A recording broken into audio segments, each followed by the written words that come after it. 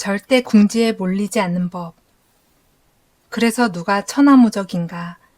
합리적인 선택 영역 밖에 있는 것들에 분노하지 않는 자가 바로 천하무적이다. 경험이 많은 전문가가 미디어를 다루는 모습을 본 적이 있는군. 그의 대답은 너무 날카롭지도 않고 곤란한 지점을 피해서 가며 지나치게 모욕적인 말도 하지 않는다.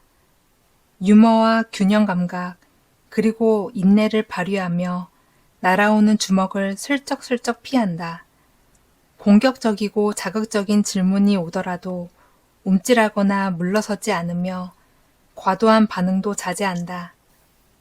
그의 행동은 훈련과 경험 덕분이 아니다.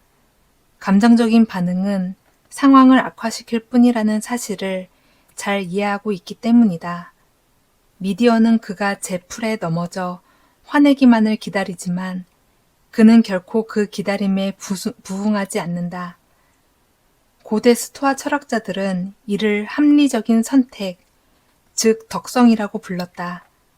이 불쾌의 품성으로 인해 우리는 악의적 공격을 수월하게 이겨낼 수 있으며 압박감과 골칫거리를 대수롭지 않게 넘길 수 있다. 고대 스토아 철학자들처럼 궁지에 몰렸을 때 공격자들을 향해 이렇게 말할 수 있어야 한다. 자, 다음 분. 냉혹한 운명을 넘어서는 법.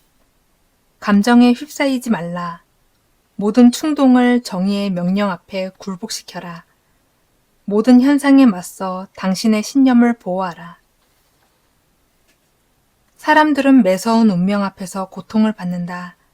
하지만 그들이 고통받는 이유는 운명의 무질서 때문이 아니라 선택의 무질서 때문이다.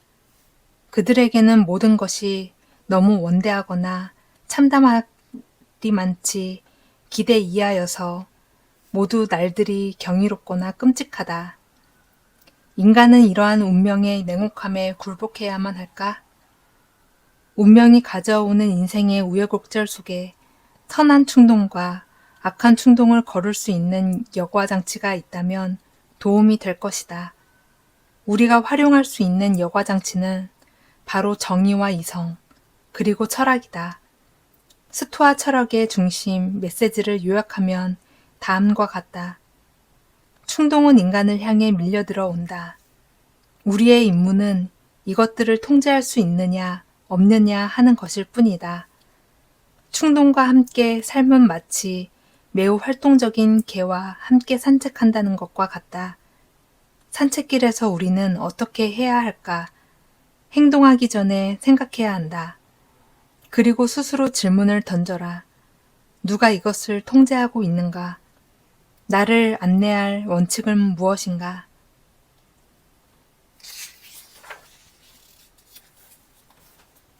위대한 사람의 조건. 도도한 강물의 흐름에 맞서 거꾸로 곤두박질 치려는 사람에게 나는 동의하지 않는다네.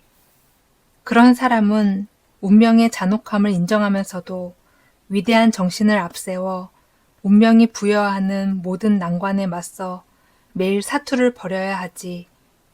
반면 현명한 사람은 운명을 감내할 뿐이네. 그리고 운명을 선택하지도 않고 전쟁터보다는 평화 안에 있기를 선택한다네. 위대한 사람은 평론가가 아니다.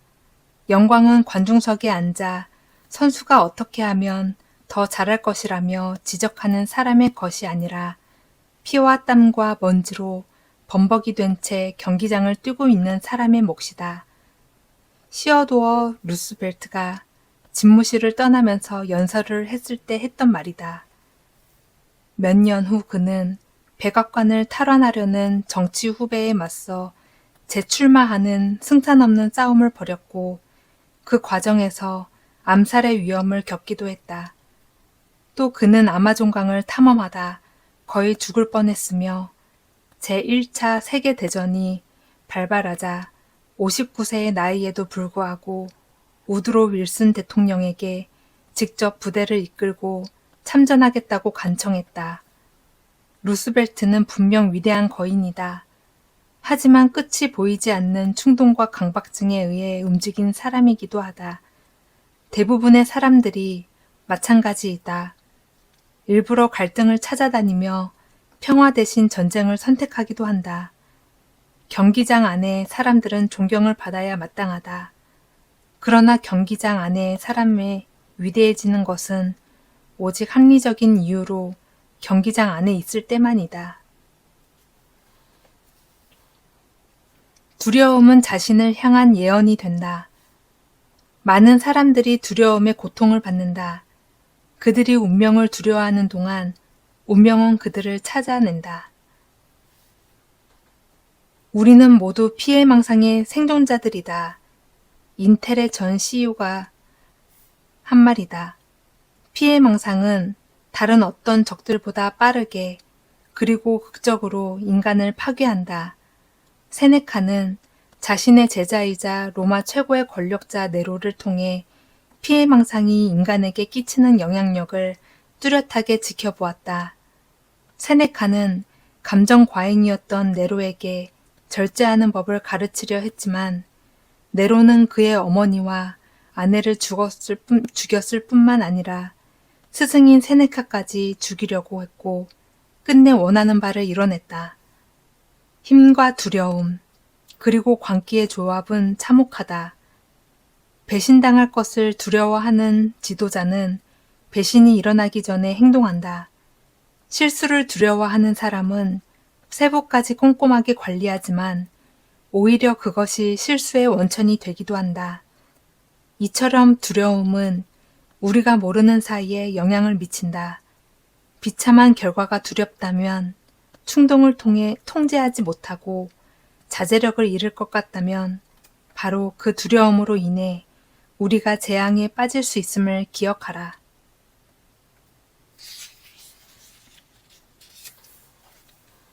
분노를 다스리는 방법. 물어보게나. 나는 지금 지독한 고통 속에 있다고. 그래, 남자답지 못한 방식으로 인내했는데 그 고통이 사라지던가? 분노에 휩싸인 사람은 울고불고 소리 지르며 때로는 무언가를 깨부수기도 한다. 그렇게 하면 일시적으로 감정이 해소되는 측면도 있다. 하지만 고통의 원인이 사라지지는 않는다. 심지어 분노의 대상이 자신이 아니라 누군가 상대가 있는 것이라면 문제는 더욱 악화되기만 할 뿐이다. 고통의 원인을 제거하는 것이 중요하지만 고통의 원인이 내가 통제할 수 있는 범위 바깥에 존재할 수도 있다. 그럴 땐 어떻게 해야 할까? 스토아 철학자들은 이때 문제를 있는 그대로 받아들이고 해결할 수 있는 다른 문제에 집중했다. 분노의 표출은 일시적인 감정 해소에는 좋을지 모르지만 자칫하면 그 분노에 지배당하게 되어 모든 일을 망칠 수 있다. 게다가 다른 사람을 증오함으로써 우리 자신을 덜 사랑하게 되는 대가도 치러야 한다. 아무런 반응을 보이지 말라. 우리에게는 어떤 사물에 대해 판단하지 않음으로써 마음의 평정이 흔들리지 않도록 할 권리가 있다. 왜냐하면 사물에는 우리의 판단을 좌지우지하는 자연적인 능력이 없기 때문이다. 마음의 평정을 뒤흔들어 놓는 것들을 생각해 보자. 당신의 뒤에서 수군거리는 사람들, 의식하지 못하는 사이에 저질러버린 실수들, 알지 못하는 사이에 잃어버린 것들. 이와 같은 상황에서 우리는 어떤 반응을 보여야 할까? 아무런 반응도 보일 필요가 없다. 왜냐하면 우리는 그 상황을 모르기 때문이다. 바꿔 말하자면 부정적인 사건에 대해서는 우리가 판단을 유보할 수 있다는 말이다. 우리는 사건에 돌발적으로 판단하지 않는 능력을 길러야 한다. 특히 어떤 판단이 우리를 공격적으로 만든다면 더욱 그렇다. 아무런 생각도 하지 않는 능력을 훈련해라. 심지어 그런 사건이 일어나지 않은 것처럼 행동할 수 있어야 하며 결코 들어본 적이 없는 것처럼 행동할 수 있어야 한다. 그런 것들이 나와 무관하고 존재하지 않은 것처럼 행동해야 한다. 그것만이 마음의 평정을 흔들어 놓는 사건들의 힘을 악화시킬 수 있다.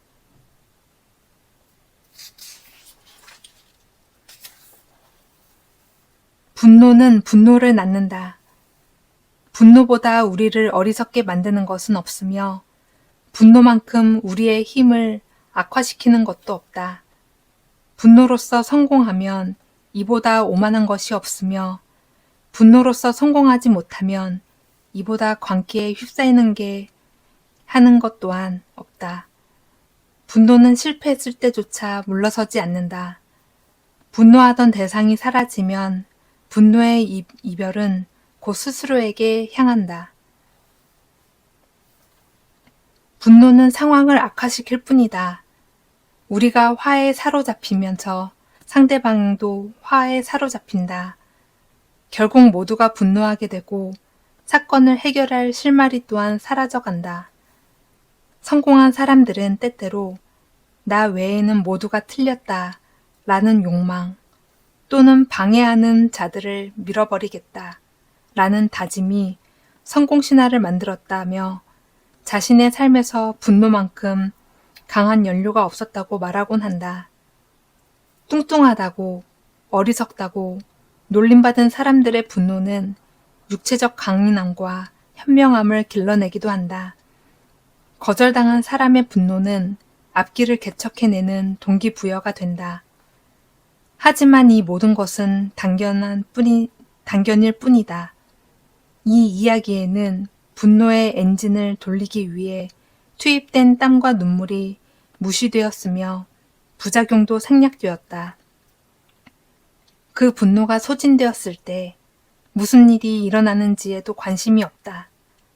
분노의 기계가 계속해서 굴러가기 위해서는 반드시 더 많은 분노가 만들어져야 한다. 결국 마지막에 남는 것은 자신에 대한 분노뿐이다. 분노는 가장 강력한 감정이며 도구로만 구성된 연료다. 그렇기에 우리가 치러야 하는 대가 또한 가장 크다. 폭군이 될 것인가, 성군이 될 것인가. 인간의 영혼은 때로는 황제와 같은 위험을 지나지만 때로는 폭군과 같이 돌변한다네.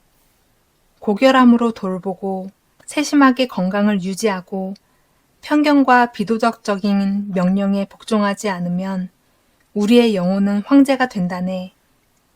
하지만 자제심을 잃어버리고 욕망에 사로잡혀 특정한 욕구만을 채우려 할 때 영혼은 가장 두렵고도 혐오스러운 폭군으로 돌변한다네. 로마 시대의 황제들에게는 극단적 성격이 엿보인다. 세네카의 제자였던 네로는 범죄와 살인을 일삼은 폭군이었다. 칼리굴라도 그러했고 콤모두스도 그러했다.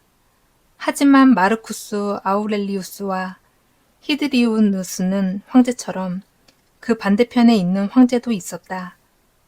절대적인 권력은 절대적으로 부패한다고 하지만 모든 권력이 부패하는 것은 아니다.